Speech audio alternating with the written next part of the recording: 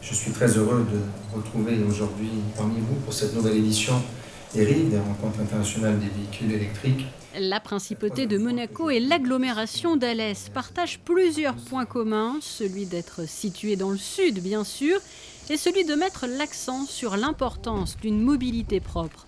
Organiser tous les 2 ans ces rencontres internationales des voitures écologiques en est une belle illustration. Elles permettent d'évoquer plusieurs points comme l'évolution de la place de la voiture dans notre société à travers des conférences, mais pas seulement.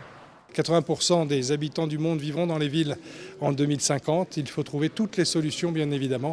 Nous avons le plaisir d'accueillir Albert de Monaco ce matin, mais aussi le ministre Wong de Hong Kong, une délégation d'Abidjan, une belle délégation du Maroc pour poser le sujet de la pollution dans les villes et de trouver ensemble les solutions. Nous sommes sur le pôle mécanique d'Alès, donc il y a bien sûr des stands, ça c'est un grand classique, mais il y a une trentaine de véhicules à l'essai, donc tout le monde va pouvoir se faire une idée en essayant les véhicules. Et puis il y a des innovations, des nouveautés, des véhicules pour la première fois hydrogène qui vont tourner sur le circuit, même une voiture de course hydrogène, la Green GT qui est là aujourd'hui. Il faut dire que l'hydrogène figure de plus en plus sur les listes des solutions énergétiques, économiques et écologiques. Autre marque, Toyota, tournée vers les technologies environnementales depuis plus de 20 ans, la marque multiplie aussi les modèles éco-responsables à l'image de celui-ci, conduit par le souverain.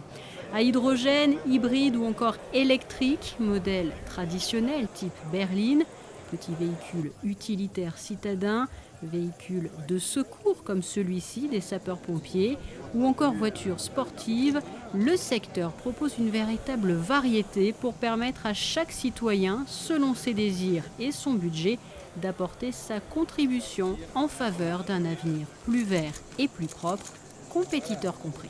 Ça, c'est une Alfa Romeo Giulietta. Il est alimenté à GPL. Et une voiture qui a 120 chevaux. C'est une voiture normale que nous on a préparée pour faire les courses avec l'énergie alternative. Parce qu'il y a un championnat mondial FIA qu'on fait avec la voiture qu'on est alimentée avec GPL, biocarburanti. Maintenant, la voiture, on a la première position maintenant. On a fait déjà 5 courses. On a fait la 2e place à Monaco. Et à la fin de ce mois, on va en Bulgarie et on va voir qu'est-ce que sera. Avis aux amateurs de 2 roues, les constructeurs font des propositions non polluantes également. Il est aussi possible de partir en mer tout en préservant l'environnement, comme le prouve ce modèle. Il y a, une identité de vue, c'est ce qui a conduit d'ailleurs à cette signature d'un petit accord tripartite entre la Fondation, l'agglomération et le Club des véhicules électriques français. Il y a, je crois, une approche semblable de l'intérêt d'évoluer vers une mobilité décarbonée.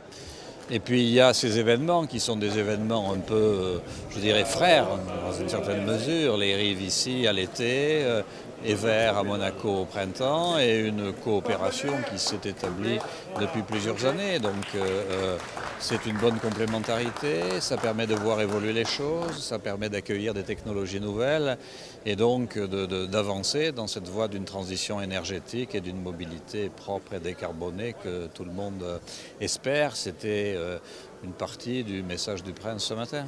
Et cette 6e édition des Rives avait bien sûr pour objectif de parler des conséquences positives de l'écomobilité sur le monde qui nous entoure, et notamment sur les océans et le climat, au cœur des préoccupations de la COP21 à Paris en fin d'année.